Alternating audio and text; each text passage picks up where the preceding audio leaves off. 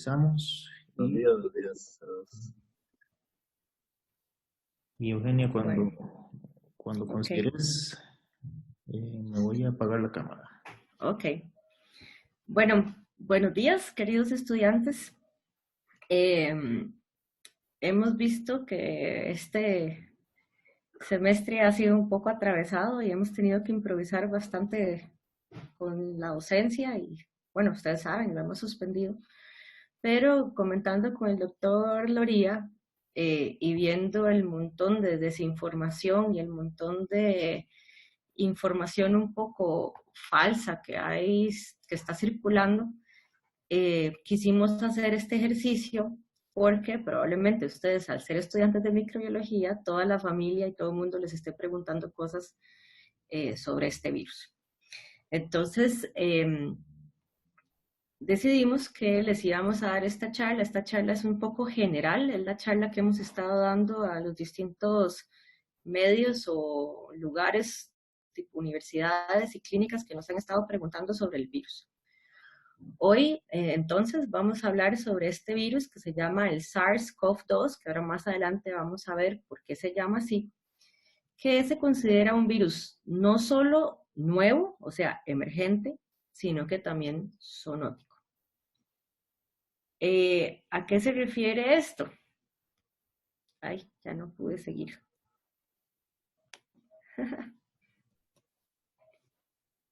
Espérense que ya se me confundió esto.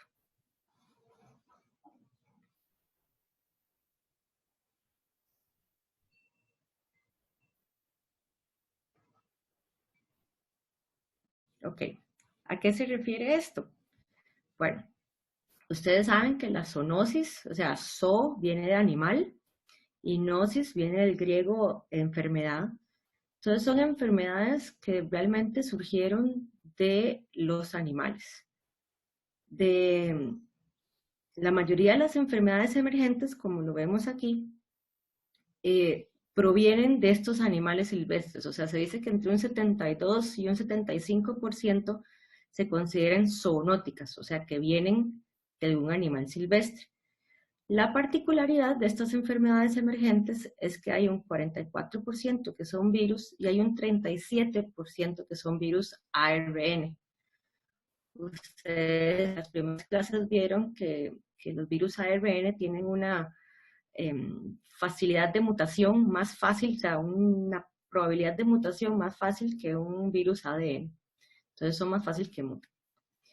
Pero además son responsables del 25% de las muertes mundiales, todas estas enfermedades emergentes. Este porcentaje puede cambiar en cualquier momento cada vez que hay una pandemia. Si vemos este mapa mundi, las enfermedades se clasifican, las enfermedades emergentes, en las que son las nuevas emergentes, las que son reemergentes y las que son deliberadamente emergentes.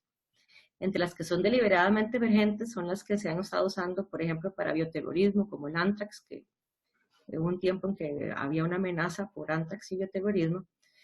Pero las nuevamente emergentes han sido todas las que están en rojo, que son este tipo de virus o de bacterias, o hasta por ahí habían parásitos y hongos, que surgen nuevamente en este conjunto de la viruesfera.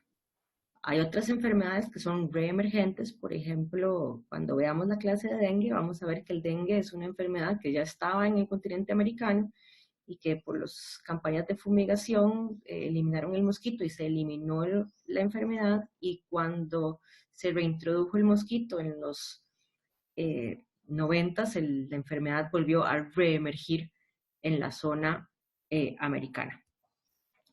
Este otro mapa lo que refleja es lo que llamábamos las zonas calientes o los hotspots. Entonces, si ustedes ven a través del mundo, hay ciertas zonas en que se consideran que son las zonas más calientes para la emergencia de este tipo de enfermedades. Si ustedes ven, China tiene una parte que está muy en rojo, India y toda la parte norte de India también tiene un porcentaje que está muy en rojo. Pero vean que, por ejemplo, aquí Centroamérica y Latinoamérica tampoco está muy verde, que digamos, Y esto tiene mucho que ver con la gran biodiversidad que se tiene en animales silvestres, pero también tiene que ver con otras condiciones sociales y del ser humano que ahora vamos a ver en la siguiente filmina. ¿Por qué hablamos de estas zonas calientes? Cuando una enfermedad emerge, tiene que pasar ciertas condiciones que se llaman puentes epidemiológicos. O sea, es una enfermedad que está en un hospedero animal y el que brinque al ser humano y pase al ser humano tiene diferentes drivers o diferentes factores por los cuales puede emerger en ese sentido. En el mapa mundi hay diferentes razones por las cuales estas enfermedades emergen, pero si vemos aquí en China, vemos que la gran mayoría está en estos tres colores, lo que son el rosado, el fucsia y este como moradito. El rosado y el fucsia tienen mucho que ver con lo que se llama el bushmeat. El bushmeat es un concepto que es el utilizar animales silvestres, o sea, el cazar animales silvestres para consumo humano. Esto se los dejo ahí porque más adelante vamos a ver por qué en este momento tiene, o sea, por qué con el coronavirus tiene importancia esto del bushmeat. Pero no solo eso, o sea, también lo que tiene que ver el viaje, también lo que tiene que ver el comercio, también lo que tiene que ver con la demografía, perdón, o sea, cuánta cantidad de gente, con cambios en la industria médica y con el clima y con un montón de otras medidas, por ejemplo, falta de medidas de atención pública, de salud pública, también pueden ser causantes de ese tipo de enfermedades. Estos son solo 2 fotos de animales silvestres que habían sido vendidos en China, por ejemplo. Aquí vemos que esto es un perrito de la pradera y este también es un puercoespín que estaba ahí para la venta para consumo humano. No sé qué son estos textos que están saliendo, pero bueno. ¿Cómo inició todo? El 31 de diciembre del 2019, o sea, el año nuevo del año pasado, China, los informantes de salud de China reporta a la OMS que están teniendo casos de neumonías que tenían una etiología desconocida. O sea, son pacientes que llegaban con un cuadro de neumonía y que les hacían toda la investigación para los patógenos que se conocían ya y todo salía negativo. Particularmente, la zona que empezó a reportar estos casos fue la zona de Wuhan, que es esta provincia de China, aquí en el medio de China, y los casos estaban bastante localizados cerca de lo que era un mercado de estos que se llaman wet markets, o sea, estos mercados mojados. Esos son mercados que no solo la gente va a comprar hortalizas y a comprar granos y a comprar como una feria el agricultor, sino que son mercados que también venden carne y material muerto para consumo, pero además venden animales vivos para que la persona escoja cuál animal quiere comerse y se destaza en ese lugar, o la persona se lleva el animal vivo a la casa.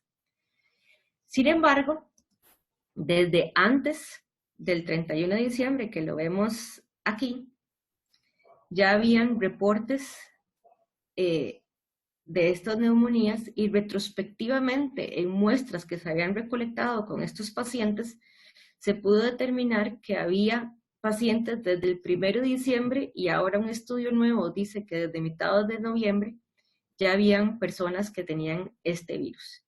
Y muchas de estas personas no tenían una relación con este mercado de venta de animales. Entonces vemos que había una relación con el mercado, pero también parecía que habían otras fuentes ya de focos de infección.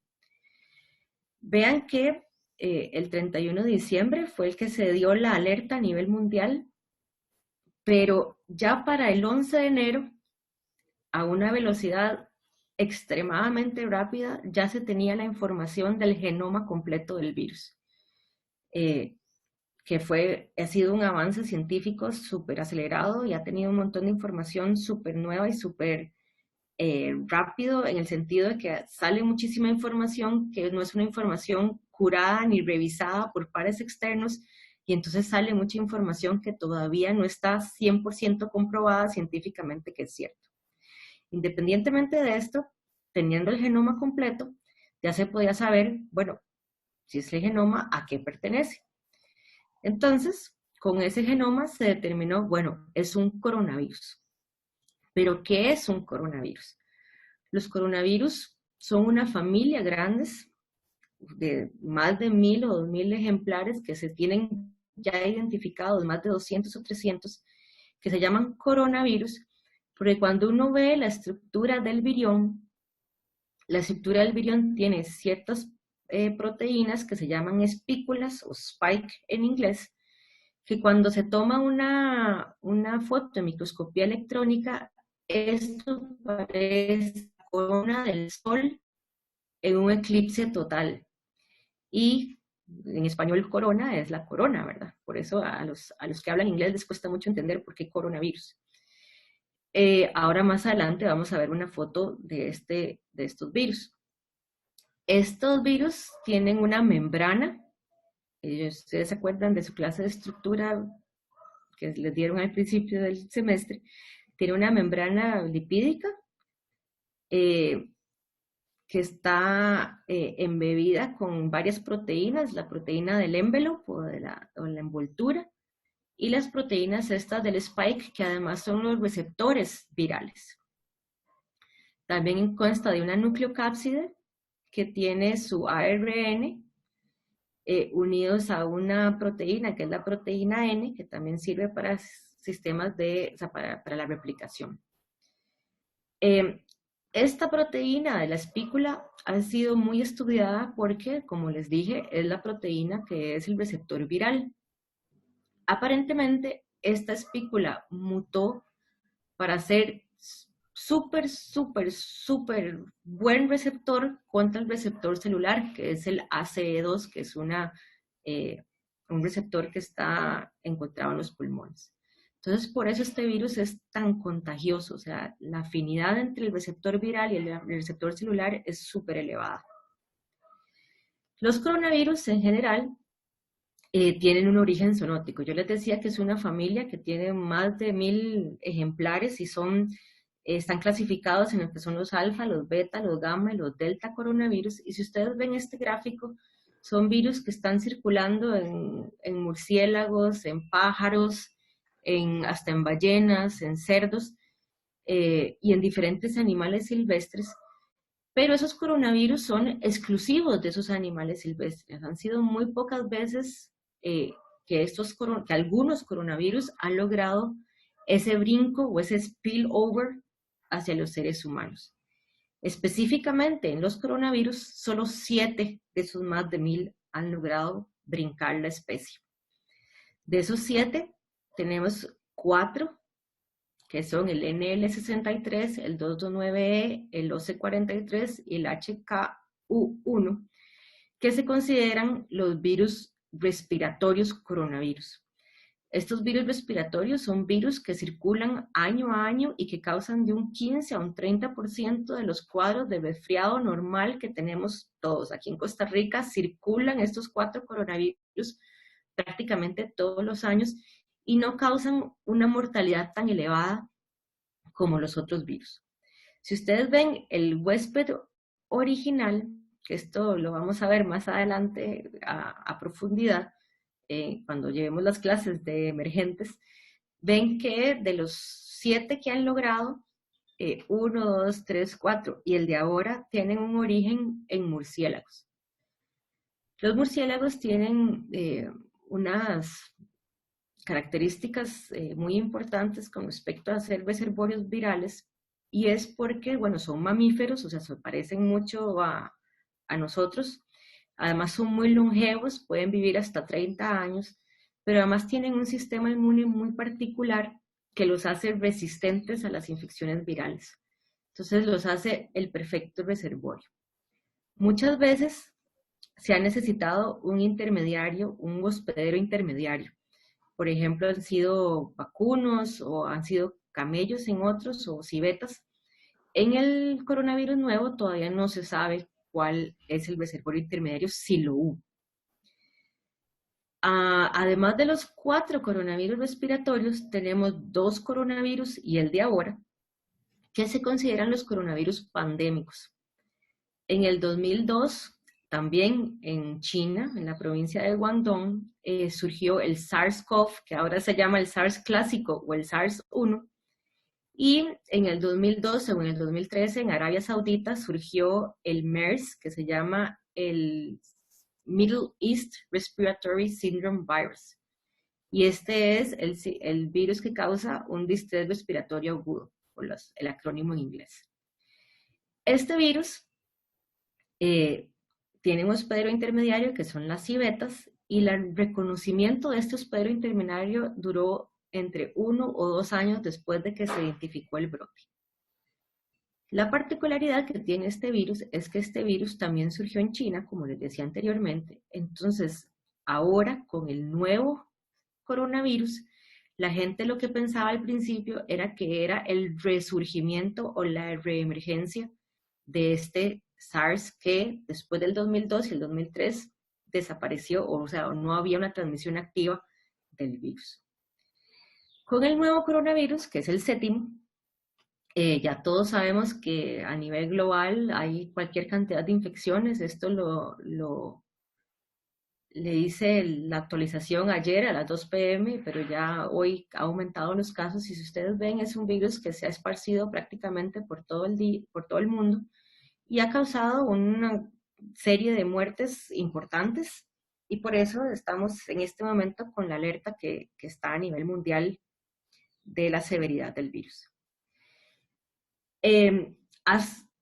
Los virus, o sea, la clasificación de los virus, o sea, del outcome o el resultado clínico, hay un porcentaje que se muere, hay un porcentaje que está crítico o está en proceso o de terminar en muerte o de recuperarse. Entonces, las buenas noticias es que hay un gran porcentaje de personas que se recuperan, y ese porcentaje varía dependiendo del país y dependiendo de la capacidad diagnóstica que vamos a ver ahora más adelante. Entonces ahora, esa ha sido como una introducción súper veloz y súper escueta de los coronavirus. Ahora vamos a adentrarnos a lo que han sido más las preguntas frecuentes que han habido con este coronavirus precisamente. Hay una confusión enorme en que hay gente que habla de coronavirus, hay gente que habla de SARS-CoV-2 y hay gente que habla de COVID-19. Entonces, ¿cuál es la diferencia? El coronavirus, como ustedes ya vieron por la introducción, es la familia viral. Entonces, hay muchos coronavirus. Es como hablar de los Rodríguez y que en este momento vamos a hablar de Juan Rodríguez. El SARS es el virus en sí. Aquí estamos viendo una micrografía, una foto por microscopía electrónica, y es donde yo les decía que cuando se hace estas fotos se ve ese tipo de corona que simula un poco la corona solar en un eclipse total. Y COVID-19 es la enfermedad causada por este virus. Entonces, los virólogos puristas torcemos los ojos cada vez que alguien habla de casos de COVID-19 diagnosticados, porque en realidad son casos de personas enfermas por el SARS-CoV, y si tienen enfermedad, se clasifican como COVID-19. Pero al final esto lo que genera es una confusión, y al final no importa que le digan COVID-19 o SARS-CoV-2 mientras se esté identificando qué es. A esto me refiero, por ejemplo, cuando se dice la gripe o la influenza, no estamos hablando solo de la gripe o la influenza, sino que podemos hablar de varios virus como el H1N1 o el H3N2 que causan ese tipo de enfermedad. Entonces, esta es como la analogía de esta clasificación. ¿Qué es lo que causa? ¿Cuáles son los síntomas? Entonces, hay 5 factores que son como los más presentes. El que está mayormente presentado es fiebre, y es una fiebre de mayor de 38 grados. Una tos seca, o sea, no hay una flema que se oiga muy clara cuando la gente tose. Un cansancio y una fatiga extrema, o sea, no es un cansancio y una fatiga en que no tengo ganas de hacer nada, es un cansancio y una fatiga en que la gente no puede ni levantarse de la cama, con dolor muscular, y ya cuando están bastante avanzado o severo el caso, hay una falta de aire. Lo peligroso es que puede causar neumonía. También están reportadas la falla multiorgánica, sobre todo renal, y por supuesto la muerte, que son las consecuencias que hemos visto ahora a nivel mundial. ¿Cómo se transmite? Eso es una de las preguntas súper importantes que se está haciendo y que se está viendo en este momento. Bueno, ustedes saben que cuando uno entra en contacto con el virus, o sea, el momento de la infección, después los virus tienen lo que se llama el periodo de incubación, bueno, los virus y los patógenos. Después de ese periodo de incubación, donde empiezan los síntomas y los signos, empieza lo que se llama el periodo sintomático, y para este virus se ha identificado que este periodo de incubación va desde el primer día, o sea, desde un día después del contacto hasta 14 días después del contacto. El promedio son unos entre 5 y 6 días, de 5,2 días, lo que la mayoría de la gente dura desde que tuvo el contacto con una persona infecciosa o con el virión a desarrollar síntomas.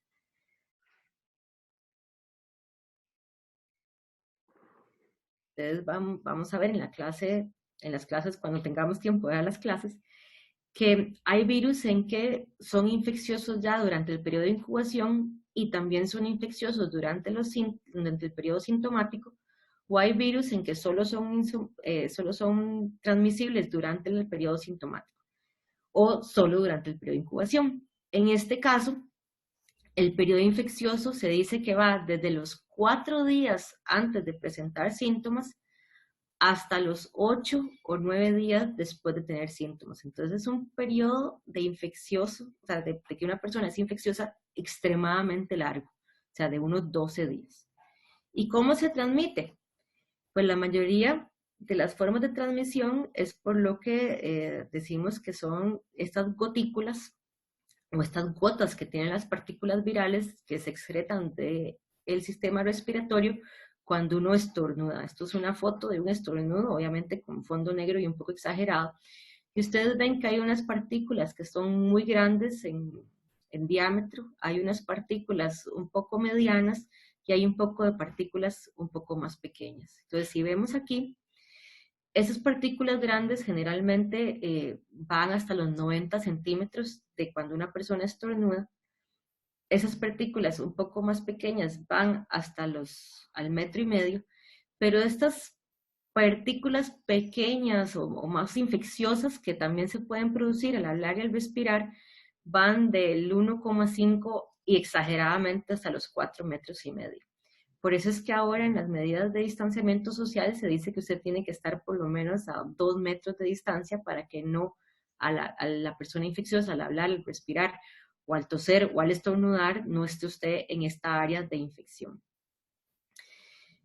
También el problema que tenemos con este virus y con varios virus respiratorios es que estas partículas se pueden depositar en lo que llamamos fomites o objetos. Por ejemplo, si yo tenía un lapicero en mi mano y después estornudé y toqué ese lapicero y después se lo presté a una persona, o si aquí había una mesa y yo estornudé y entonces las partículas virales van a estar, o sea, las gotículas con partículas virales van a estar sobre esa mesa. Y entonces cuando la otra persona llega y toca esa superficie o ese objeto y luego se toca la boca, la nariz o los ojos, que es la forma de entrada del virus al sistema respiratorio, se puede infectar. Entonces, por eso es la insistencia en que las personas tienen que lavarse las manos casi que constantemente después de tocar cualquier objeto.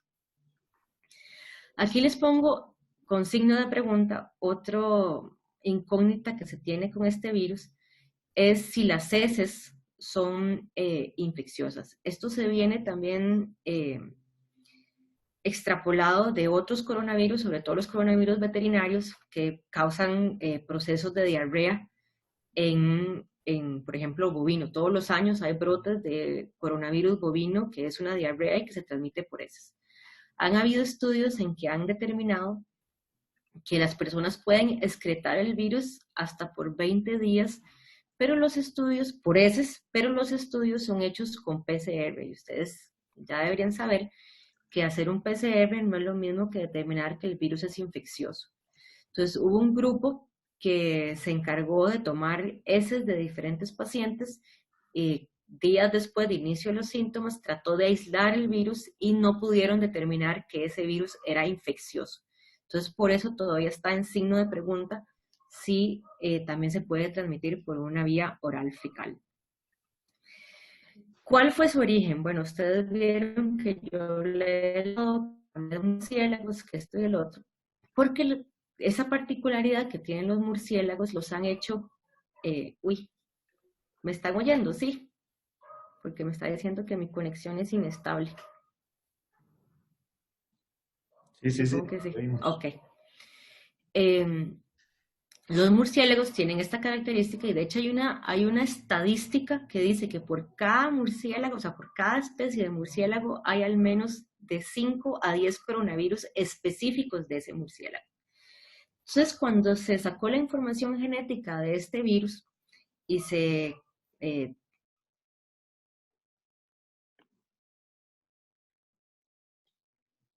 ustedes ven este nuevo coronavirus, se ubicaba cercanamente a los coronavirus de murciélagos. Por eso es que se dice que el murciélago es probablemente el que tenía el ancestro de este virus.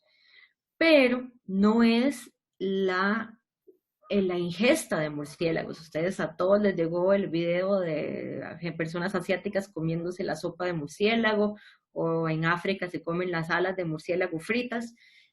No es el consumo alimenticio de murciélagos, es el proceso de ir a las cuevas, cazarlos, meterse en ambientes pristinos, o sea, ambientes muy selváticos, muy poco penetrados por los seres humanos, y todo el proceso de llevarse los murciélagos a un mercado, ponerlos en un sistema de estrés, que al tener un sistema de estrés en una jaula, hacinados y con la mezcla de diferentes animales, aumenta la excreción de virus, porque baja el sistema, todavía baja más el sistema inmune de cualquier hospedero. Entonces es una combinación de todos estos factores, y esto lo digo porque al principio se decía que se vendían murciélagos vivos en ese mercado, y después de cerrar el mercado, cuando ya se encontró que había un foco de infección en ese mercado, se fueron a hacer muestras ambientales de mesas, de basureros, de cuchillos, de guantes de las personas que destazaban animales, y de las 33 muestras que tomaron, 31 estaban positivas por este virus. Entonces, sí se entiende que tuvo un origen de animal silvestre y sí se entiende que tuvo un foco muy infeccioso en ese mercado, pero sin embargo hay reportes y con los nuevos datos que hasta el primer paciente que se demostró que fue positivo no tuvo un nexo epidemiológico con el mercado. Entonces todavía no sabemos a ciencia cierta cuál fue el origen de este virus. Bueno. En ese mercado se vendía cualquier cantidad de animales silvestres o de carne de estos animales silvestres. Si vemos, bueno, el pollo, el cerdo, el ganado vacuno, que es como lo más normal, pero se vende desde zorros, puercoespines, lobos, cisnes, conejos, venados, nutrias, salamandras, culebras, bueno, por ahí está culebras, estos gatillos que se llaman las civetas, tortugas. O sea, había todo un ecosistema de venta de animales silvestres en ese mercado, que el unir esos animales silvestres en un lugar cerrado y muy cercanamente animales que normalmente no tienen contacto en la naturaleza y bajo el estrés, y bajo condiciones higiénicas deplorables, o sea, terribles, era como una caja de Petri cualquier mercado de esos. Yo no sé si alguien ha ido a Asia y los mercados son así. O sea, yo he estado en Vietnam y en Camboya y ha sido, a veces yo decía como que estoy haciendo lo que está, pero bueno. En esta foto de ese mismo mercado, que es un vendedor de ranas para consumo humano, si ustedes ven aquí están todas siendo destazadas en el mismo plato junto con restos de pescado, con un guante de nylon industrial, o sea, la persona ni siquiera estaba protegida, en sistemas de peso o de básculas o sistemas totalmente sucios, juntos con los animales vivos, o sea, muy cercanamente, y también con otros animales de otras especies y con un ambiente de, de higiene terrible. Ahora la pregunta es, ¿qué tan contagioso es el virus?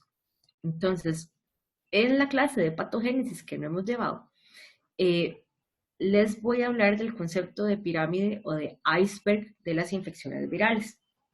¿Esto qué quiere decir? Cuando hay una enfermedad, los casos que uno percibe son los casos que se mueren o los casos que tienen una enfermedad severa. Hay un montón de casos que pueden ser completamente asintomáticos o casos tan leves que no ameritan que la persona vaya a hacerse diagnóstico o que vaya a cualquier hospital o clínica a ver si tiene la enfermedad. Esto es normal para todos los patógenos y en los virus se observa mucho. Hasta este momento lo que veíamos en China era esta parte, o sea, aquellos que tenían síntomas suficientemente severos para buscar atención médica y las muertes. Internacionalmente hemos estado en algunos países viendo también los casos sintomáticos leves, o sea, como tos, fiebre, cualquier malestar general, y en algunos hemos estado también viendo o teniendo un destello, una huella, una pista de un poco porcentaje de asintomáticos. Todavía no sabemos cuál es el porcentaje de asintomáticos de este virus, lo cual en transmisión es muy difícil de controlar porque si usted no tiene síntomas, usted no va a tomar las medidas de distanciamiento ni tomar unas medidas de precaución más elevadas que si usted ya tiene síntomas o ya es una persona con un cuadro más complicado. Existe un parámetro que se llama el R0, que es cuántas personas se infectan al entrar en contacto con una persona infecciosa. Entonces, en el caso de este nuevo coronavirus, se ha determinado que va de 2 a 3 personas. Yo todavía no estoy 100% convencida porque han habido casos de que una persona pudo infectar a 6 o 7 personas documentados, y entonces creo que esto uno tiene que tener la perspectiva que es un valor cambiante y que en el momento del pico epidémico vamos a ver un valor de R0 y cuando ya se normalice vamos a ver otros valores de R0.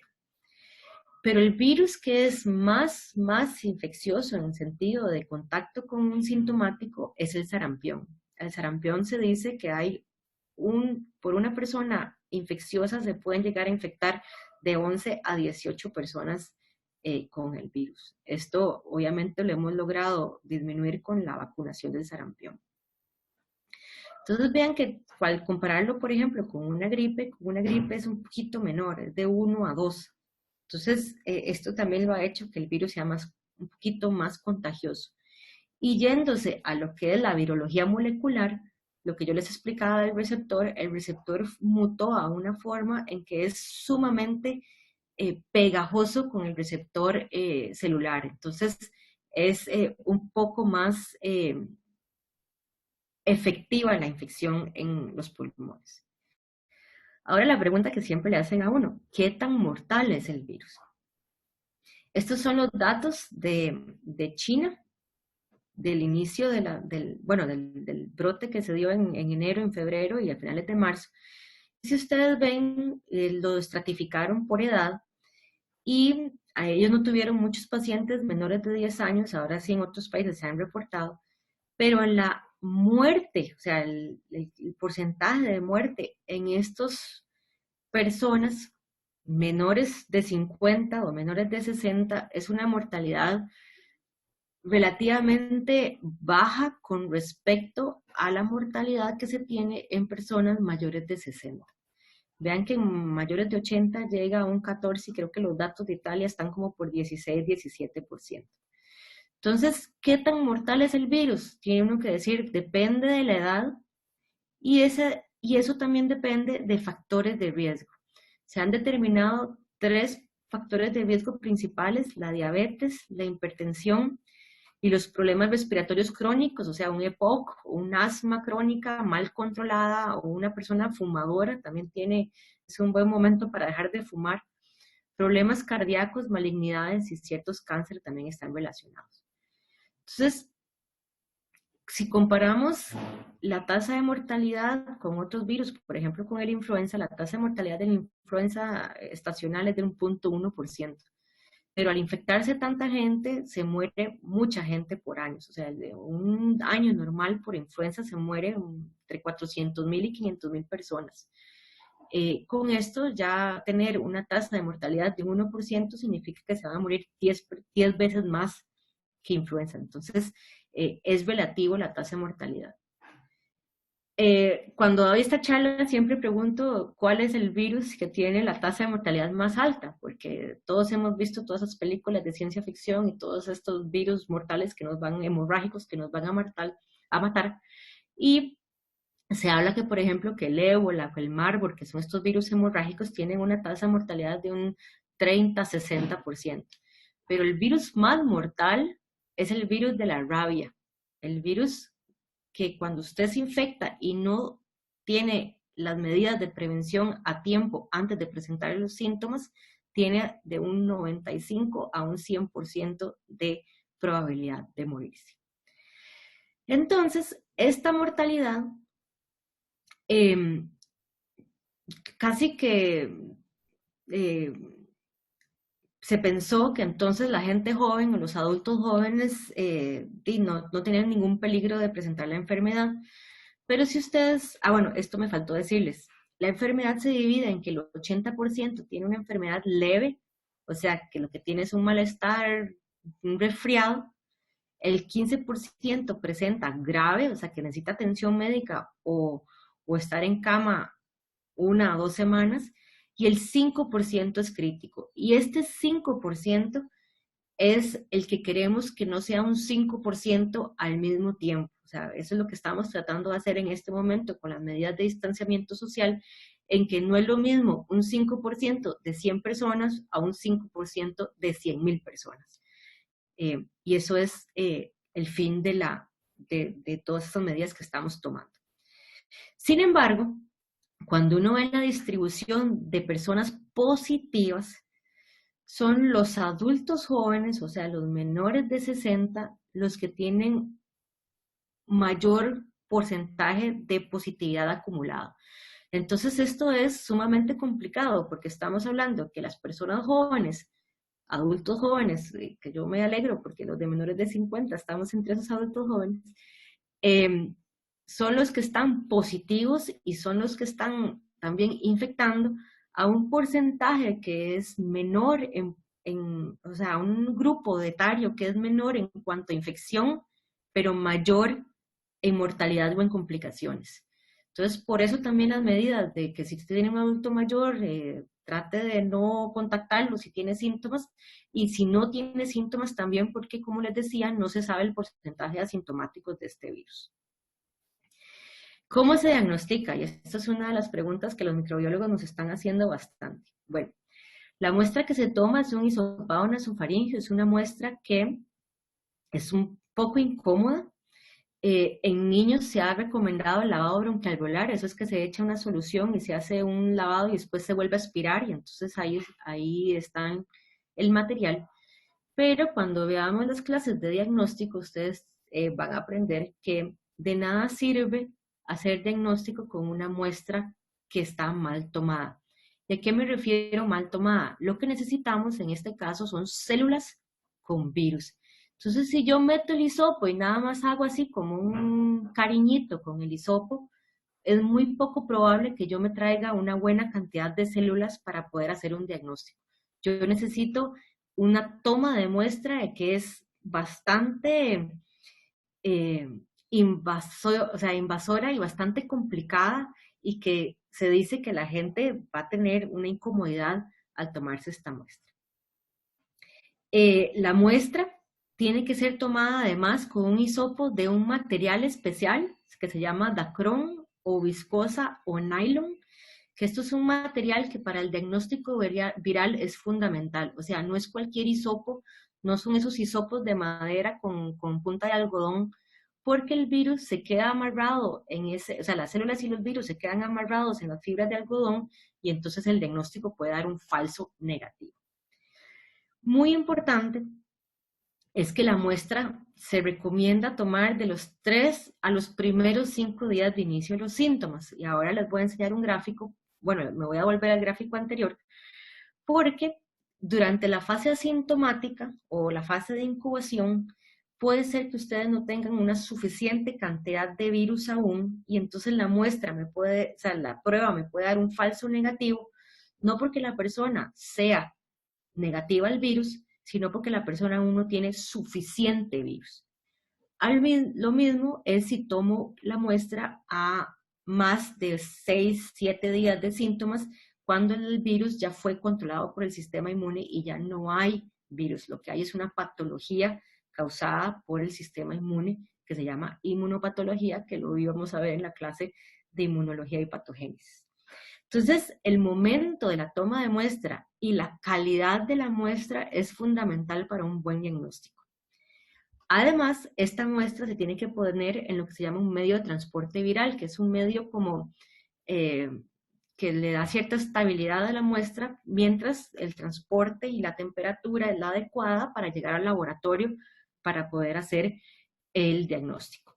El medio de transporte viral es una de las cosas, y también los hisopos, que en este momento están faltando a nivel mundial, porque todo el mundo está buscando ese material al mismo tiempo para hacer diagnóstico. Entonces, la opción 2 es en solución salina estéril, y la opción 3 es mandar el hisopo seco. Eso se está aceptando como muestra. ¿Qué se hace? Se hace acuérdense que este virus es un virus ARN, entonces para poder hacer un PCR yo tengo que hacer una retrotranscripción de ARN a ADN, y después de eso tengo que hacer un ensayo de real time para hacer el diagnóstico más rápido. También puede hacerse un PCR de punto final, pero entonces dura un poquito más. El protocolo que se usa en este momento, por lo menos en el INCIENSA, es el protocolo Berlín, que lo que hace es detectar al menos 2 genes, la RDRP que está en el ORF1B y la proteína en la envoltura. Esto porque lo que se hace es un gen conservado de la familia, para poder decir es un coronavirus, y un gen específico de este coronavirus. Pero en este momento, para agilizar el diagnóstico, hay laboratorios en que se están dedicando casi que prácticamente solo a hacer el Ministerio de Salud dio la instrucción que todos los kits diagnósticos que van a ser aprobados y usados en este momento a nivel público y privado tienen que tener al menos estos 2 genes para aumentar la sensibilidad y la especificidad del método. Hasta hace como una semana habían 3 kits comerciales, uno que se llama Sigin, que lo que se dice es que todavía no están usados, todavía no estaban aprobados para un uso diagnóstico, o sea, para un uso masivo. Nada más estaban aprobados para la parte experimental como o estos 2 que sí tienen el IVD, que se llama In Vitro Diagnostics, o sea que sí están aprobados por la FDA y por diferentes agencias para ya hacer el diagnóstico clínico. Estos kits, la mayoría le detectan 3 o 2 genes al menos, por ejemplo este que ha detectado 2 genes, y estos son los kits que se están usando ahora a nivel privado y público. El que se está usando en la caja es el Sigin, y también es el que se está usando en los privados, pero entiendo que el CIMA está usando y entiendo que había otros laboratorios privados que estaban tratando de implementar Sin embargo, yo tengo un dicho, y como ustedes todavía no han llevado clases conmigo, es que si usted empieza con una mala muestra, va a terminar con un mal diagnóstico. Entonces, la muestra es primordial. Y es primordial, y otra vez les digo, porque cuando ustedes se infectan, empieza a replicarse el virus y en los primeros momentos hay demasiado poco virus para poder ser detectado. Entonces el virus empieza a ser detectado hasta casi pronto que desarrolle síntomas o hasta avanzado el periodo de incubación. Por eso, cuando la gente les pregunta, bueno, ya que los laboratorios privados están haciendo la técnica, yo entré en contacto hoy con la persona, puedo ir mañana o pasado mañana a hacerme la prueba y si sale negativa, ya puedo hacer vida normal. Ustedes lo que tienen que contestar es no, eso puede ser un falso negativo, porque puede ser que usted todavía no tenga suficiente cantidad de virus para ser detectado. Y eso es una de las cosas que tenemos que poner mucha atención en este momento cuando se abrió el diagnóstico eh, a, a nivel privado y a nivel público también. ¿Cuáles tratamientos hay? O sea, hay cura. Por ahí decían, la cura es la muerte, pero esperemos que no. No hay ningún tratamiento aprobado por ahora específico contra este virus. Cuando ustedes vean, lleven la clase de antirretrovirales y vacunas, se van a dar cuenta que hay muy pocos antivirales que sean efectivos contra los virus. En este caso, lo que se hace es un manejo médico, o sea, un soporte médico de oxigenación e intubación a las personas que están graves, o sea, internadas. Esto es, por eso se necesitan respiradores y por eso la caja ha hecho el esfuerzo de comprar respiradores. Si no, el soporte médico a una persona con gripe es acetaminofén o paracetamol, o sea, cualquier antiinflamatorio que lo que haga es bajar la fiebre y mejorar los síntomas. No es un tratamiento contra el virus, sino que es un tratamiento sintomático. Hay diferentes estudios que se han hecho desde China y en otros países en que algunos antivirales que se han usado para otros virus como el HIV y el SARS y el MERS, que eran los otros virus pandémicos que se lograron controlar más o menos, podrían ser efectivos, pero tampoco han demostrado una efectividad así como muy prometedora. Está otra corriente que es el suero convaleciente, o sea, de personas que ya tuvieron el cuadro y se recuperaron, sacarles el suero e inyectar ese suero a otras personas para ver si los anticuerpos pueden proteger contra la patología severa. Eso se hizo un estudio en China muy pequeño y se está empezando un estudio en Estados Unidos. Con las vacunas,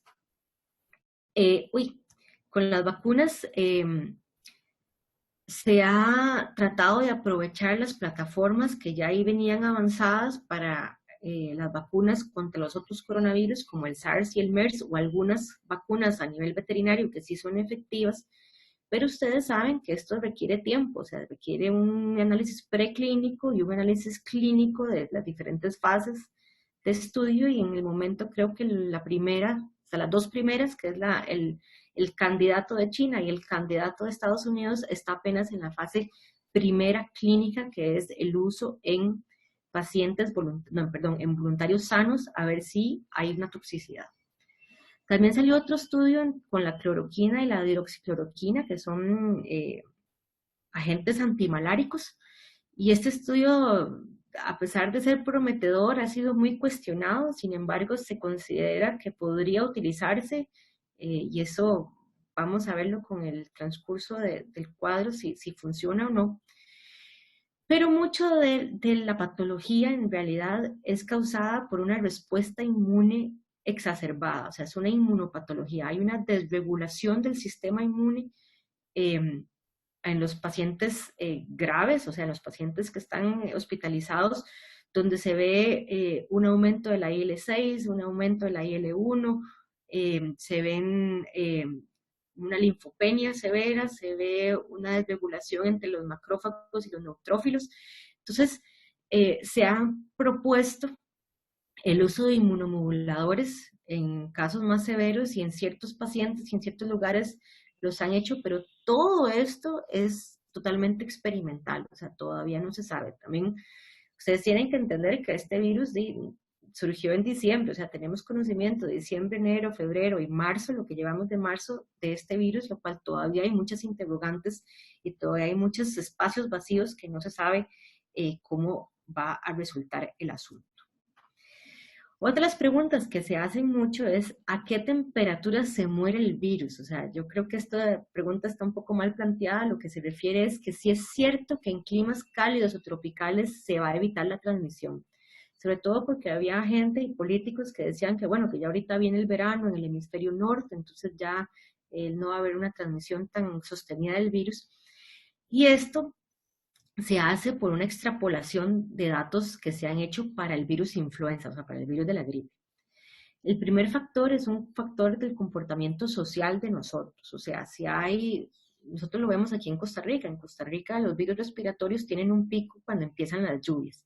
¿Y por qué? Porque entonces la gente prefiere, si está lloviendo, ponerse debajo del techo de la parada de bus más cerca de la gente y entonces ese 1,5 metros, 2 metros que tienen que haber de distancia se disminuye porque la gente está más aglutinada en espacios cerrados y más poblado. O sea, por ejemplo, en un invierno la gente no sale a pasear al parque, sino que se quedan todos en su sala viendo televisión, una película. Entonces, si uno está enfermo, la transmisión va a ser un poco más efectiva.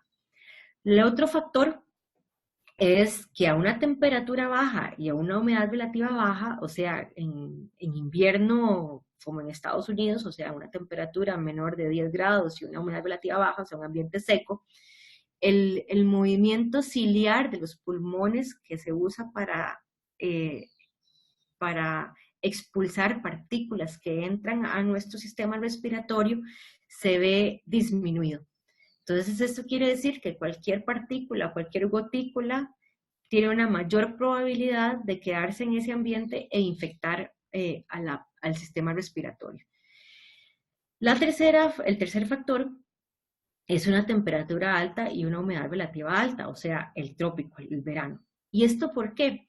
Porque cuando la gente estornuda y bota estas gotículas que tienen el virus, estas gotículas que se mantienen más en el aire y que pueden ser transportadas por más metros, absorben la humedad relativa del ambiente. Y entonces, como absorben la humedad relativa, aumentan en diámetro y caen más rápido por la gravedad. Entonces hay una menos probabilidad de infección. Entonces no es que el virus en un sistema tropical o en el sol se va a eliminar, sino que tienen estos 3 factores mayoritariamente que pueden disminuir la transmisión, pero no la van a evitar. Si vemos los datos a nivel mundial, se puede decir en este momento que con este coronavirus, o sea, con el SARS-2, no se está viendo que la temperatura y la humedad afecten la transmisión. ¿Cuáles son las medidas de prevención para no infectarme? O sea, al principio es el lavado de manos con agua y jabón. Si ustedes se acuerdan, este virus tiene una membrana fosfolipídica que al emulsar esos lípidos con jabón, ya la partícula perdió la habilidad de tener una estructura estable y entonces no tiene el receptor, entonces ya se evita la infección. Seguir el protocolo de tos, evitar el contacto con personas con síntomas de enfermedades respiratorias, esto es casi que obvio. El problema es esa cantidad de gente que va a ser asintomática pero infecciosa, o esa cantidad de gente que va a tener síntomas tan leves, o sea, como un malestar general, un cansancio, que no van a saber ni ellas mismas que están enfermas. En aquel momento era viajar a China, en este momento es cualquier persona que venga del extranjero. Si ustedes siguen las estadísticas, se han dado cuenta que la mayoría de los casos en los últimos días han sido personas que han regresado al extranjero. Hay que tener la forma correcta de toser y estornudar, o sea, cubrirse la boca con la nariz, con algún pañuelo, con el codo. Ese pañuelo se debe de eliminar lo más pronto posible y lo más importante es lavarse las manos con agua y jabón antes de tener cualquier contacto con cualquier superficie. Y a esto es a lo que vamos también al distanciamiento social, o sea, no entrar en contacto con estas personas porque si usted está enfermo, puede exponer a las otras personas y esas otras personas pueden tener factores de riesgo o pueden ser personas adultas mayores que pueden tener mayor severidad Entonces, esta es la importancia del distanciamiento social. Las mascarillas también ha sido una de las preguntas más hechas a nivel mundial. Se tienen dos tipos de mascarillas a nivel clínico. Las mascarillas quirúrgicas, que son estas azulitas o verdecitas que uno puede comprar en cualquier lado, y las mascarillas N95, que lo que hacen es que tienen un filtro y filtran el 95% del aire que usted respira. Estas mascarillas son un arma de doble filo, porque al tener una mascarilla mal puesta o mal usada, usted tiene un aumento en la probabilidad de infectarse. Entonces, por ejemplo, vemos que la gente se pone la mascarilla y después se la pone aquí en el cuello por mientras y después se la vuelve a poner, ahí ya lo hizo todo mal. Y además tocó la mascarilla con sus manos. Las mascarillas se recomiendan solo cuando usted está enfermo y tiene estos periodos de estornudo o de tos y entonces quiere atrapar en la mascarilla esas gotículas, pero entonces tiene que estar cambiándose la mascarilla muy a menudo y además descartar esa mascarilla de una manera correcta para que no sea infecciosa. Y entonces en ese caso la mascarilla sería infecciosa por dentro. Entonces cuando usted se la quita tiene que evitar tocar la mascarilla por dentro. El otro caso en que se recomienda es el personal de salud para protegerse ellos, pero es una protección no al 100%. Y entonces cuando usted entra en contacto con personas enfermas o personas que intubó o que manejó en la clínica, entonces la mascarilla va a estar infectada por fuera. Entonces tiene que tener el cuidado de no tocar esa mascarilla por fuera. Este uso de mascarillas no se recomiendan al público en general y ustedes de fijo han visto en el supermercado, en la feria, en la gente con mascarillas y con guantes y eso lo que está haciendo es un desabastecimiento de la gente a nivel de los que realmente necesitan el material. Entonces no se recomiendan, solo se recomiendan si usted está enfermo o si usted cuida a un enfermo o trata a un enfermo. ¿Cómo lavarse las manos? Eso ya lo sabemos, tiene que lavarse uno profundamente por todos los rincones de las manos, cantando 2 veces cumpleaños feliz o por lo menos 30 segundos. ¿Cuándo hay que lavarse las manos? Antes de tocarse la cara. O sea, hay un estudio que hicieron en estudiantes de medicina que se dieron cuenta que una persona se toca la cara en un promedio de 26 veces por hora. Y además, esas 26 veces, el 50%, o sea, entre 13 y 14 veces, se tocan los ojos, la nariz o la boca, que es el punto de entrada del virus. Obviamente, después de ir al baño, antes de preparar y comer alimentos, después de toser y estornudar, pero estas son las medidas básicas de cuándo hay que lavarse las manos. En este caso, sabemos que es antes de tocarse la cara, después de toser o estornudar, después de visitar enfermos, y en cualquier momento en que usted haya tocado algún objeto que haya estado en el público y usted no sabe si alguien estornudó o alguien tosió sobre ese lugar. Este es un estudio muy interesante que hicieron y yo les recomiendo que hagan el ejercicio. Cuando la gente se lava las manos, ¿cuáles son los puntos? Y entre más rojo esté, son los puntos en que más descuidamos a la hora de lavarnos las manos. Y yo ahora con todo esto hice el ejercicio así consciente de ver realmente cuáles son mis puntos débiles y mis puntos débiles siempre fueron los pulgares. Era lo que mantenía afuera porque me lavaba y paraba los pulgares así y casi nunca me los lavaba conscientemente. Entonces les pido que ahora que vayan a lavarse las manos pongan atención realmente cuáles van a ser sus puntos débiles después de lavarse las manos. La pregunta que sigue es, ¿qué hago si me infecto? Y estas son las definiciones el 26 de marzo, o sea, ayer. El Ministerio de Salud y la Caja hace una clasificación de casos en lo que es un caso sospechoso, un caso probable y un caso confirmado. Entonces, el caso sospechoso es cualquier persona que tenga una infección respiratoria aguda, se llama IRA, por el acrónimo, que tenga síntomas como fiebre, como un dolor de pecho, como una tos seca, que ya le hayan hecho estudios y la etiología haya sido desconocida, o sea, que no sea una influenza, que no sea un rinovirus, que no sea cualquier otro de los virus que pueden causar cualquier enfermedad respiratoria o bacterias o hongos, y que tenga un historial de viajes. O que tenga una infección respiratoria aguda grave y que no tenga una etiología conocida, o sea, que no se sepa cuál es el diagnóstico, o cualquiera que tenga algún síntoma respiratorio y que haya sido un contacto con un confirmado del virus. En este momento todavía se tiene esta identificación a nivel nacional, por eso es que se dice que todavía no hay transmisión comunitaria. Eso quiere decir que no hay personas que han salido positivas sin haber tenido un viaje o sin haber tenido contacto con algún confirmado, y por eso todavía estamos en una fase de contención. O sea, estamos en una fase en que podemos todavía prevenir que no haya esa transmisión comunitaria, que es cuando una persona ya salga positiva y no haya tenido ninguno de estos factores de predisponentes para ser sospechoso. El caso probable es alguna característica del sospechoso y que las pruebas sean inconclusas o que haya tenido un estudio de pan-corona, o sea, que se le haya hecho un PCR de corona familia y haya sido positivo. Hasta ahora han habido varios casos que han tenido inconclusos y entonces se repite la muestra y se repite el diagnóstico en 2 diferentes lugares para poder definir si es positivo o negativo. Y el caso confirmado es una persona que está positiva por PCR. ¿Qué vamos a hacer nosotros en este momento? Entonces, lo que se recomienda es el aislamiento.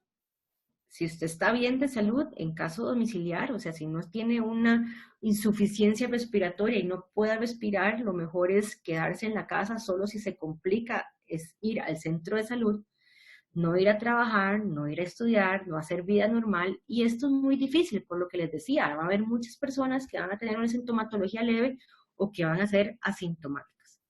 En el momento en que yo tengo síntomas, lo que tengo que hacer es informar a las autoridades, al 911 o a esta línea que pusieron ahora, que es la 1322. Tener esta aplicación estándar de bioseguridad, o sea, la higiene de manos, el protocolo de tos y estornudo. Si soy de personas que están en el ambiente hospitalario o atendiendo pacientes, tengo que tener el equipo de protección personal adecuado. Y la buena noticia con este virus es que con procesos de limpieza y desinfección normales, estándares que se realicen, ya el virus se inactiva. Entonces no es un supervirus que no se inactiva con cloro, con alcohol, sino que es un virus que con cualquier detergente o cualquier desinfectante ya se inactiva.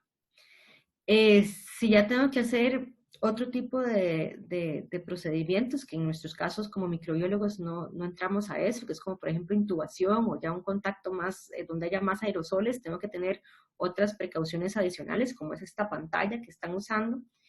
Y en lo que podemos hacer nosotros y ustedes como futuros microbiólogos y ahora como estudiantes avanzados de la carrera de microbiología, sería una capacitación al personal de salud, que es lo que estamos haciendo ahora, pero muy importante es la educación a la población. En este caso hemos visto que las redes sociales y la facilidad en que la gente comparte información ha venido a veces a más bien a desinformar a la gente y a crear pánico y crear histeria en lugar de educar y tomar unas medidas adecuadas. ¿Qué no se sabe? Y con esto es el 12, pero son un montón de preguntas. Uno es todas las rutas de transmisión, o sea, todavía, como les decía, ese se está veremos si hay una transmisión de madre a hijo. Los estudios preliminares decían que no. Ayer salió un estudio en que un feto salió, o sea, un producto del nacimiento salió positivo con IgM y con IgG, entonces todavía eso está en una nebulosa en que no se sabe. ¿Cuándo se transmite? Todavía se cree que son 4 días antes de iniciar síntomas y hasta 8 días, pero eso se cuestiona porque cuando hay gente que les hacen PCR a unos tiempos más avanzados, el PCR todavía sale positivo. Entonces, eso es presencia viral, no sabemos si ese virus es infeccioso. El único estudio que se ha hecho hasta ahora se ha hecho en pacientes con una enfermedad leve. Entonces, no sabemos si un paciente con una enfermedad más grave puede excretar el virus infeccioso por más tiempo. Por eso todavía no se sabe cuándo se transmite. Y si los asintomáticos lo pueden transmitir. hay indicios en que sí. Entonces, se asume que sí. ¿Cuál es el reservorio? O sea, si son los murciélagos, si se pasó del murciélago directamente al humano o si hubo un reservorio en el medio, eso todavía no se sabe. El paciente cero todavía no se ha identificado. ¿Cuál es el porcentaje real de asintomáticos? Si ustedes ven o han leído, hay diferentes personas que dicen que hay diferentes porcentajes de asintomáticos. Hay gente que dice que es un 18%, hay gente que dice que es un 60%, hay gente que dice que es un 80%. Uno de los casos donde podemos tener un indicio de cuál es el porcentaje de asintomáticos son estos cruceros que ustedes vieron, que casi que fueron un experimento biológico donde juntaron en un crucero a gente infecciosa y gente no infecciosa, y se dieron cuenta que habían, y testaron a todos los del crucero varias veces, y entonces se dieron cuenta que sí había un porcentaje de un 60 o un 70% de asintomáticos. Entonces, todavía no sabemos cuánto es. La tasa de mortalidad real, porque todavía no sabemos cuántos asintomáticos realmente hay y cuántos son los de síntomas leves. La tasa de mortalidad real solo se va a saber cuando se tenga el dato del total de personas que se infectaron, y en este momento solo se puede hacer por medio de ensayos serológicos, o sea, midiendo anticuerpos después de la que la persona se infectó, a ver si tuvo la respuesta inmune contra el virus. Si va a haber un tratamiento efectivo, si va a haber una vacuna efectiva, si la respuesta inmune que se está produciendo ahora va a ser protectora de por vida o si va a ir disminuyendo al año, a los 2 años, a los 3 años, como se presentan en varios virus respiratorios y en los coronavirus respiratorios, aunque una reinfección con el otro virus se ha demostrado que no, por ejemplo, con los coronavirus y con otros virus respiratorios que no causan una patología tan severa, pero no lo sabemos. Y la otra pregunta es cuántos virus nuevos emergentes del coronavirus tendremos pronto, y eso, vean que en las últimas 2 décadas han habido 3. Entonces, no es, yo siempre termino en esta charla diciendo, no es si va a haber pandemias, es más bien cuándo van a haber pandemias. Y yo creo que ahí termino y podría volver a ver lo de las preguntas con David, si hay preguntas. Ok, muchísimas gracias, Eugenia. Voy a empezar empezar a hacerte unas preguntas que saltaron ahí en el chat mientras que estabas presentando. Algunas las contesté yo, pero algunas quiero mejor que las contestes vos para que quede más claro en toda la clase. Vamos, está incertidumbre, ¿verdad? Que si la gente solo tiene el virus 14 días, pero que si la gente que cae grave y está 3 semanas en cuidados intensivos, ellos ya no tienen virus o ya no son portadores de virus, ¿verdad? Sí, han habido como 5 o 6 estudios que abarcan esa pregunta y que se han hecho la diferencia entre enfermos leves y enfermos graves en el hospital. Y lo que se ha hecho hasta ahora es RT-PCR. Entonces, nuevamente no se sabe si lo que se está detectando es virus infeccioso. Lo que sí se está viendo es que una persona leve puede tener PCRs positivos hasta por 2 semanas. En muestras respiratorias, ¿verdad? En heces sí se ha visto una positividad más alargada en ciertos casos. En personas graves se les ha hecho ese estudio de muestras respiratorias consecutivas para ver hasta qué momento se vuelven negativos, y lo que se ha visto es que hasta personas hasta los 23, 24 días después de haber iniciado los síntomas todavía siguen positivos por PCR nuevamente. Entonces no se sabe si es infeccioso. Por eso es esta recomendación de las 2 semanas, porque como todavía no se tiene bien esa información de si es infeccioso ese PCR positivo, entonces se le alarga a 2 semanas cuando usted ha sido un cuadro leve, o se le alarga a 3 semanas o hasta que salga al hospital cuando ya usted tenga una complicación más fuerte. ¿Y cuál sería? Pero todavía no se sabe. ¿Y cuál es el protocolo, digamos, ahorita para darle a alguien de alta en el hospital? ¿Son 2 PCR negativos separados en cuánto tiempo? Son 2 PCRs consecutivos negativos en menos de 24 horas. O sea, si me toman la muestra a mí hoy y salgo negativa y mañana mismo me toman la muestra y salgo negativa, ya se considera de alta. Y esto ha sido lo que ha venido a confundir un poco en los medios de comunicación, porque ha habido gente que después de eso, a los 3, 4, 5 días, les toman otra muestra y salen positivas. Entonces sí se ha visto que esta excreción de partículas, aunque sean no infecciosas, es un poco errática. A veces sí y a veces no, o sea, no es constante en todos los días. Luego otro alumno pregunta acerca de la situación de las diarreas y que si es transmisible por contaminación fecal oral.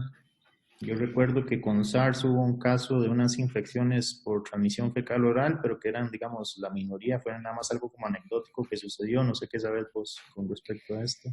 Sí, se tiene la incertidumbre porque, como les decía, en muestras seriadas de pacientes de heces sale positivo el PCR, pero hasta ahora solo ha habido un único estudio en que, además del PCR, les hacían aislamiento viral, o sea, en cultivo celular, a ver si el virus era infeccioso, y pudieron demostrar que en heces nunca creció ningún virus en el cultivo celular. Entonces lo que ellos dicen es que lo que se excreta es virus no infeccioso.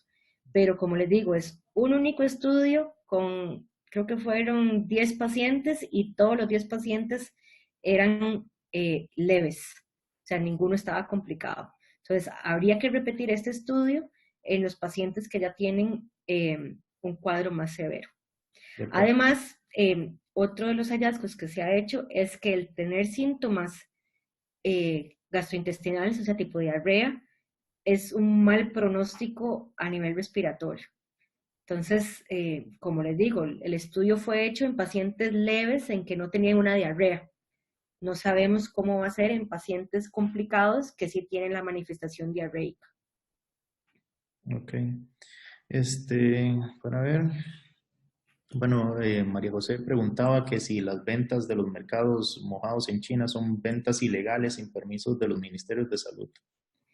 Eh, Fueron ilegales, tenían permisos de vender ciertos animales silvestres, pero obviamente metían otros animales silvestres sin permisos, pero a razón de esto ya China decidió prohibirlo completamente en los mercados, lo cual no quiere decir que se va a prohibir la práctica porque obviamente va a haber un mercado negro de animales salvajes. Esta misma medida se tomó en el 2002 y en el 2003 con SARS, pero fue una medida de prácticamente solo un año.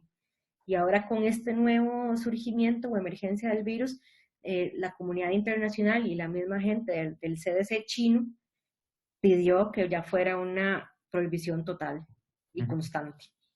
Que era un pedido de la comunidad científica internacional por años. Por años. Sí. Paula Madrigal pregunta que he leído de casos asintomáticos. Si el periodo infeccioso se toma dependiendo de la aparición de síntomas, pregunta, ¿las personas asintomáticas pueden también transmitir la enfermedad? Sí, o sea, lo que se ha demostrado hasta ahora, y hay varios papers que dicen que hasta un 60 o 70% de las infecciones son producidas por transmisión de asintomáticos. El problema que se tiene es que, ¿cómo sabemos cuándo un asintomático es infeccioso? Entonces habría que hacer un estudio seriado de muestras de una persona desde que entró en contacto para ver cuánto tiene suficiente virus para poder transmitirlo. Eso no se ha hecho. O sea, en este momento no se ha hecho. Lo que sí se ha visto es que hay un porcentaje elevado de asintomáticos y muchos de los casos de Costa Rica son asintomáticos y han transmitido a otras personas de contacto cercano. Pero entonces, por ejemplo, las medidas de aislamiento es, bueno, si usted regresó hoy de otro país, aíslese 14 días. Pero si usted empieza con síntomas, ya pasa de ser un caso sospechoso a ser un caso probable y le harían el diagnóstico. Y en el momento que se confirme, cuando le tomaron la muestra y con los síntomas, si sale positivo, ahí entra a otros 14 días más.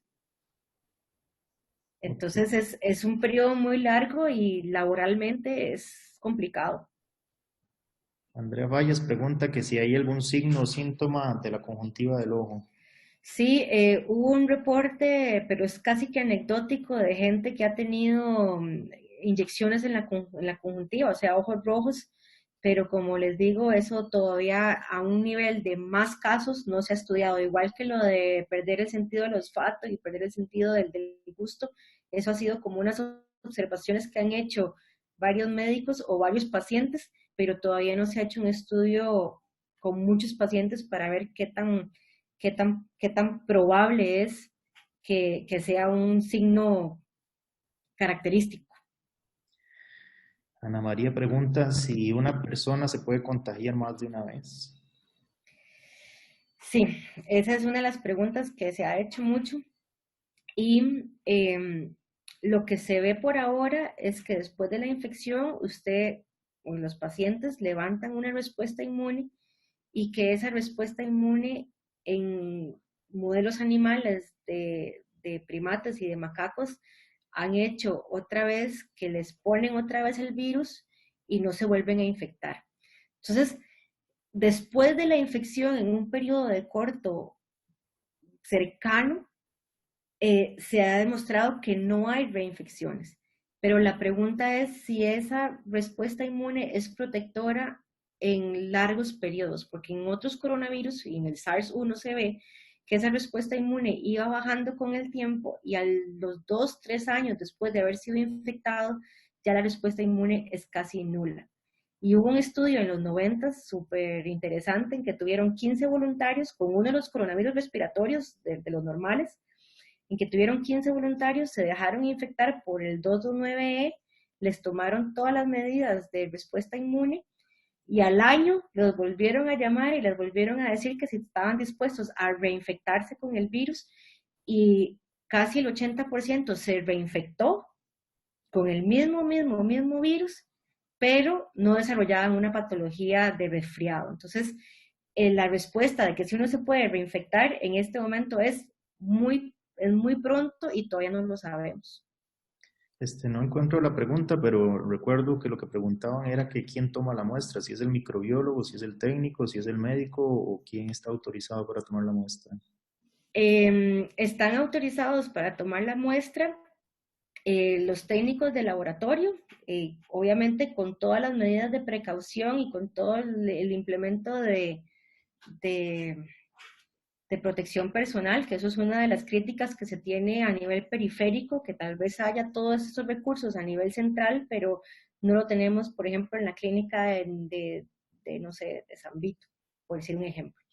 Y si no, el médico es el que lo toma. Generalmente lo que yo sí he sabido es que a nivel de la caja, el que lo está tomando es el médico, porque a la hora de llegar a hacerse el diagnóstico o a pedir la prueba, tiene que haber una evaluación médica, o sea, de ver que realmente usted tenga síntomas o tenga algún nexo epidemiológico, porque no tenemos muestras para todo el mundo. Por eso también es la necesidad de que no es que yo ahora digo, uy, voy a ir a hacerme la prueba hoy para ver si tengo o no tengo el virus, es que si no tengo síntomas, se recomienda no hacerse la prueba. Entonces se quiere pasar primero por el médico.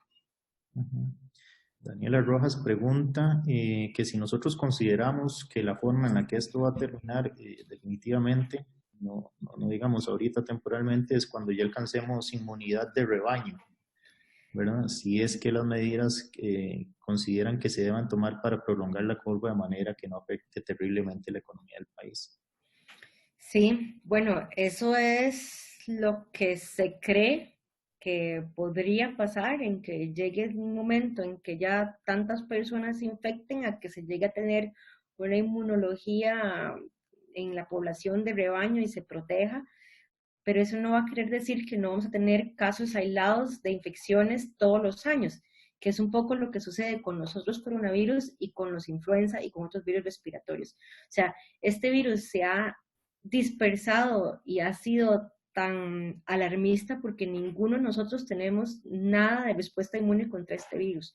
Puede ser que a futuro suceda eso de que haya un core protector de inmunidad y entonces no haya que cerrar los países cada año por 2 o 3 meses, porque sí, tiene razón, sería una catástrofe, no solo a nivel económico, sino a todo nivel.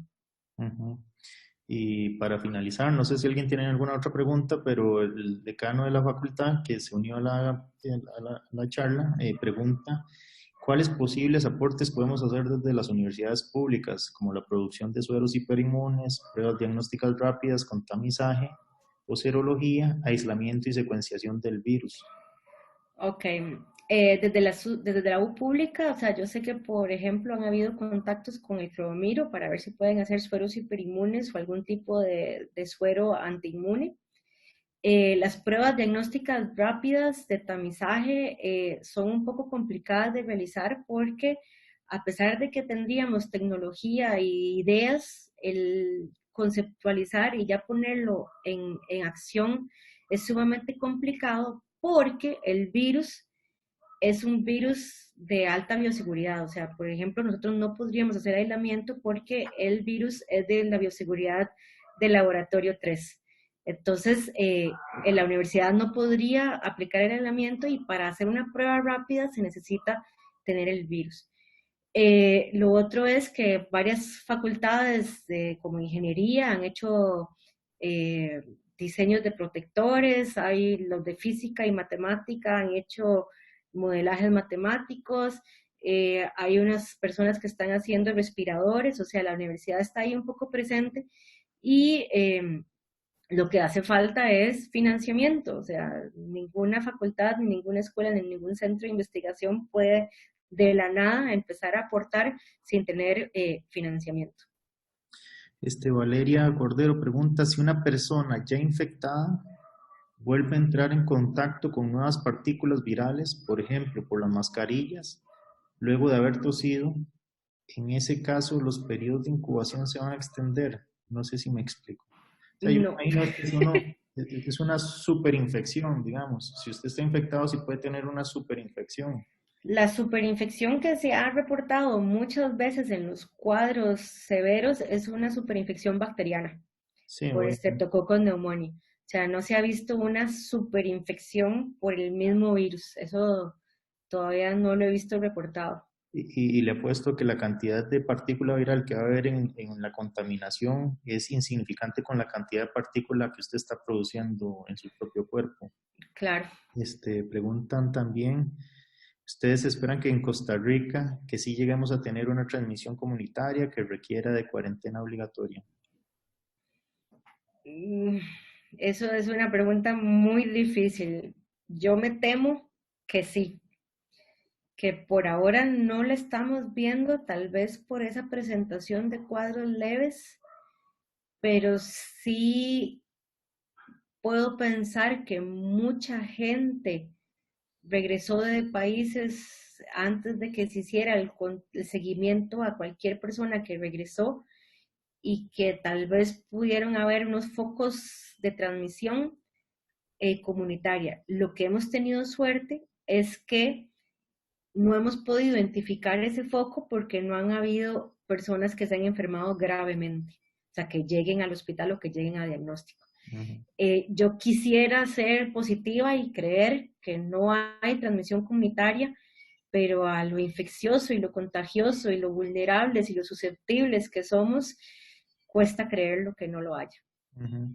Pero inmediatamente apenas aparezca transmisión comunitaria, las medidas se van a ver más drásticas, ¿verdad? Sí, vea lo que sucedió en Panamá. Yo no sé si ustedes han seguido las noticias y en Panamá en este momento tiene casi 600, 700 casos y tienen más de 100 personas internadas y como 40 creo en cuidados intensivos y ya pusieron toque de queda obligatorio y la única manera de salir es si usted es personal de salud o esencial y lo dejan salir una vez por semana dependiendo de su número de cédula por 2 horas para hacer sus compras de supermercado, farmacia, lo que sea. Ujú. Preguntan que si los análisis de laboratorio se tienen que realizar en bioseguridad 3. El manejo de la muestra en sí, o sea, antes de prepararla para la extracción, se hace en cámaras de bioseguridad 2, porque lo que se hace es abrirse la muestra y agregar el buffer de lisis inmediatamente, entonces ya se inactiva. Si ya se quiere hacer aislamientos u otro tipo de estudios, sí tiene que ser un nivel de bioseguridad 3. Preguntan la tasa de mutación del virus. En realidad es más baja que un virus regular de ARN, pero preguntan por el hecho de que ya han oído de que hay dos cepas circulantes. Eh, bueno, ahí es una de las ventajas que se ha tenido con este virus, con este virus es que mucha gente ha estudiado los genomas completos y los han compartido en una plataforma que se llama NextStrain, que es una plataforma abierta. Entonces ahí se puede ver la evolución del virus y la tasa de mutación. Lo que se parece es que de infección a infección muta de 3 a 6 pares de bases, que es súper poco para hacer un virus de ARN. Entonces, el virus, por ahí se dice, el virus está haciendo lo que los virus hacen, o sea, no está mutando ni a hacerse más infeccioso, ni a hacerse menos infeccioso, ni a cambiar su core genético en específico. Esa noticia de las dos cepas es una noticia que se dio en un periódico chino y en un periódico de Islandia hace poco, y a mí realmente lo cuestiono mucho porque teniendo toda esa información genética compartida por diferentes grupos de investigación de una forma pública y ningún virólogo, ningún estudio, ninguna persona que estudia filogenética ni filogeografía ha visto esa diversificación en dos especies. Entonces, para mí eso es, y además no se ha comprobado científicamente, o sea, no ha habido ni un solo paper científico revisado de que haya dos cepas. No, y creo que es Por, mucho el miedo sí, que la gente le tiene a esa palabra mutación, cuando mutación es la parte más normal de un virus, ¿verdad? Un virus exacto. cometer un error una vez cada 1000 nucleótidos o cada Ujú. 10.000 nucleótidos, o sea, casi que todos los virus llevan por lo menos una o dos mutaciones en cada partícula, ¿no? Sí, y entonces lo de las cepas para mí es una leyenda todavía periodística, un poco amarillista, o sea, todavía científicamente no se ha comprobado. Y en otro punto de vista, en términos del curso, se llamarían genotipos, no cepas. Exacto, sí, no cepas. Ok, ¿alguna otra pregunta? ¿Alguien de los estudiantes? Ya me toqué la nariz, no había tocado. Lo de las conspiraciones, dicen. Ajá. Ok. Han habido cualquier cantidad de conspiraciones en que el virus fue creado en el laboratorio. Yo les puedo decir que primero crear un virus en el laboratorio no es fácil. Se tiene un sistema ya estandarizado para crear estos virus. Crear virus ADN es muchísimo más fácil. Crear un virus ARN es un sistema de transcripción reversa súper complicado. Pero independientemente de si el virus sea ADN o ARN, cualquier modificación que usted haga en el genoma por cualquier sistema artificialmente deja una huella, o sea, deja una banderita diciendo aquí alguien tocó esto. Y en los más de 1200 genomas que se han estudiado en diferentes grupos de investigación alrededor del mundo, nadie ha encontrado esa huella de que indique que se modificó en el laboratorio. Además, genéticamente ya se han hecho estudios de evolución viral y la mutación que ha tenido el virus fue una mutación aleatoria completamente para modificar el receptor viral. Y fue una modificación no, ¿cómo decirte? O sea, que si yo me pongo a modificar el virus y hago el approach más directo, no fue lo que sucedió en el virus. O sea, entonces hubo una divergencia genética y parece que el virus mutó y parece que es una quimera de distintos virus encontrados a nivel silvestre. Entonces, que fuera creado en el laboratorio ya está totalmente fuera de la mesa.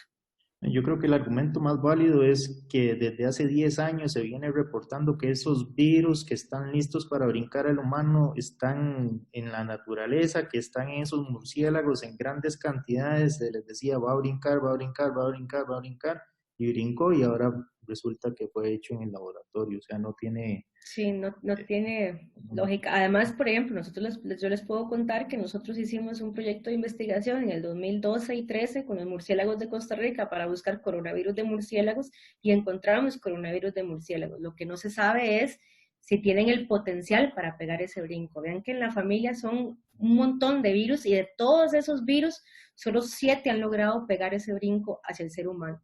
Pero por dicha, la frecuencia de los coronavirus en los murciélagos de nosotros es mucho más baja que la de los Es murciélagos. muchísimo baja. Es muchísimo más baja y de hecho la especie que más se encuentra positiva es una especie que solo se encuentra en el viejo continente, o sea, no se encuentra en América. Ok, ahora preguntan que si estamos colaborando con el INCIENSA o con alguna otra autoridad de salud.